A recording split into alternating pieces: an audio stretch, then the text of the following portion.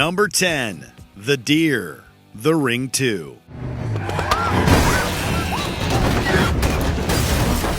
No one was really asking for a sequel to The Ring, but we got one anyway in 2005. Most people tend to ignore it. While the first movie contains some genuinely good filmmaking, The Ring 2 contains horrible CGI deer that pretty much suck any semblance of tension or fear from the scene in question. Go, drive! Matter, honey. Just don't stop the car! The deer are attracted to Samara's presence, and they proceed to attack Rachel's car, complete with kamikaze deer that barrel straight into the hood at fast speed. Get down!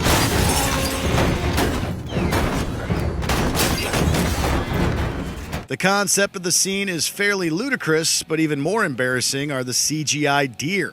They look horrible, and even by 2005 standards, are pretty shoddy.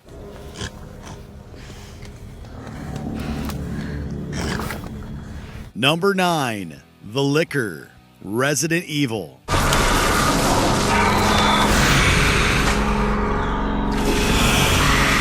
Lickers are some of the most popular enemies in the Resident Evil series, and one was included in the 2002 movie adaptation. However, early 2000 CGI is notoriously poor, and time certainly hasn't been kind to this creature. There are some decent close-ups where the Licker is obviously made from practical effects, but the filmmakers employed CGI for all the full-body shots, and the visual effects look like they were ripped straight from the video game itself. And no, that is definitely not a good thing. It's always lame when the final boss and climactic action sequence revolves around an unconvincing CGI creation. Number 8. The Infected, I Am Legend. For a movie with a huge budget, we expected better visual effects than this. Most of the New York stuff looks fantastic, but the infected mutants, officially known as Darkseekers, look borderline bad.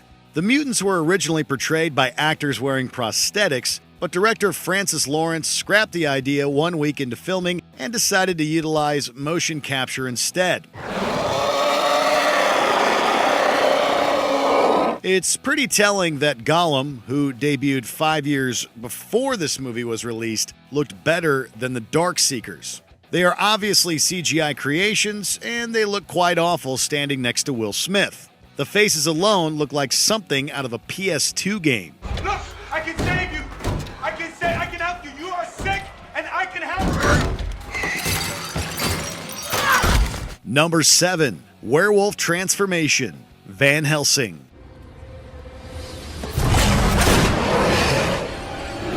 Most of the CGI stuff from Van Helsing looks quite iffy today, including the werewolf transformation. Back in 1981, John Landis released An American Werewolf in London, which is still seen as the benchmark for werewolf transformation effects.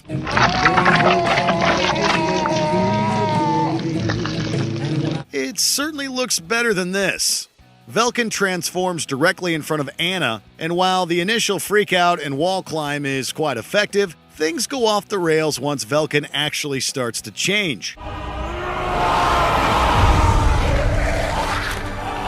The transformation from human to computer effect is quite obvious and jarring, and the wolf itself is certainly not convincing. That melting skin is just not good. It is some good music, though.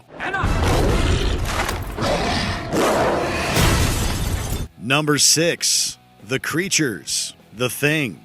John Carpenter's 1982 original contains some of the greatest practical effects ever put to film. The remake looks considerably worse, despite being made decades later.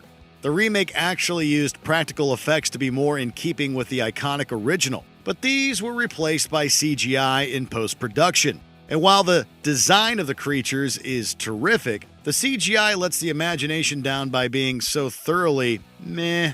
Not much about them looks good, including the video gamey faces, low textures, and waxy lighting.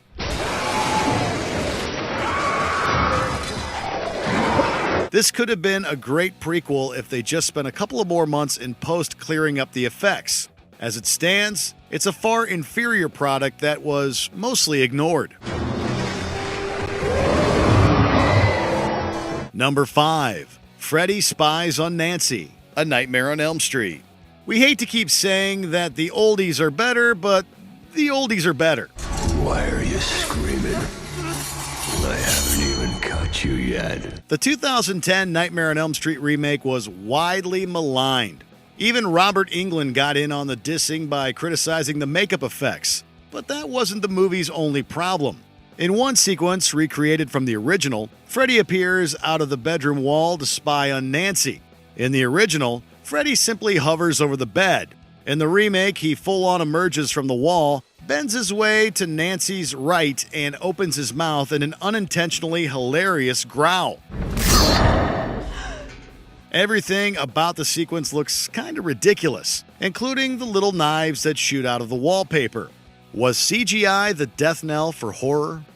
Number 4. Corridor Chase, Alien 3. Mostly everyone ignores Alien 3, including James Cameron and even David Fincher himself, who has since disowned the film. Part of its reputation stems from the dark and dreary story, and part of it comes from the horrible visual effects on display. Most of the CGI looks lame today, as does most CGI from the early 90s, especially in the corridor chase with David. The scene features some genuinely impressive camera work and sound design, but virtually all tension dissipates once the alien comes on screen. You bastard! It's coming! It's coming down, Jesus, coming! The composition and lighting integration is off, and the alien moves in such a hilariously janky manner that it's hard to take it seriously. Maybe this looked good in 1992, but it's fairly laughable today.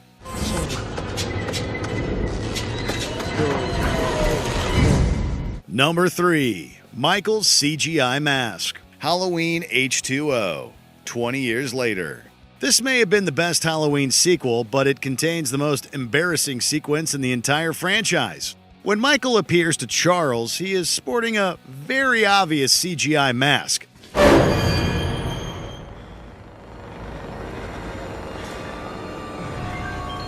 Hi. The mask is only on screen for about a second, but it's enough. While there are multiple explanations floated for this usage, one claim is that the original mask used in the scene received a poor reception from test audiences, so the decision was made to digitally recreate the iconic mask from the first movie. If so, it wasn't the right decision. Late 90s CGI was bad enough, but it's made even worse when plastered over the face of a live-action actor. It's Halloween. I guess everyone's entitled to one good scare. Number 2. Samuel L. Jackson's famous death, Deep Blue Sea. Wouldn't get that close if I were you. Just a suggestion. This shark movie is mostly known for the iconic scene in which Samuel L. Jackson is killed mid-inspirational speech. It's both shocking and hilarious, and has rightly earned its place on the most unexpected movie deaths of all time list. But it also, yeah, we're saying it, looks really, really bad. Enough! That's enough now, from all of you! Granted, most people can overlook the poor visual effects owing to Deep Blue Sea's status as a cheesy B movie. But everything about this death looks horrid today, including the shark, the mauled Samuel L. Jackson figure, and the splashing water. We're gonna seal off this. Even when the shark retreats, it goes back under the water in the most unrealistic and unconvincing fashion imaginable. This was a fantastic idea, nearly ruined by horrible execution. You just ate him. Number 1. Shark Explosion, Jaws 3D. Yay, more sharks! You talking about some damn shark's mother? This may genuinely be one of the worst movies ever made. But even if that's not the case, the entire climax with the shark attacking the station may be the worst looking sequence ever put to film.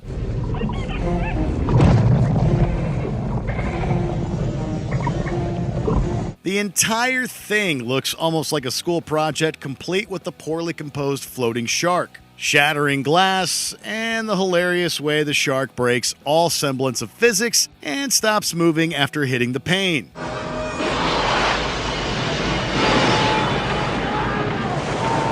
The explosion is even worse, complete with computer blood and dreadful organs that are blown towards the camera. It is pure schlock, and unworthy of the legacy of the original, legendary Jaws.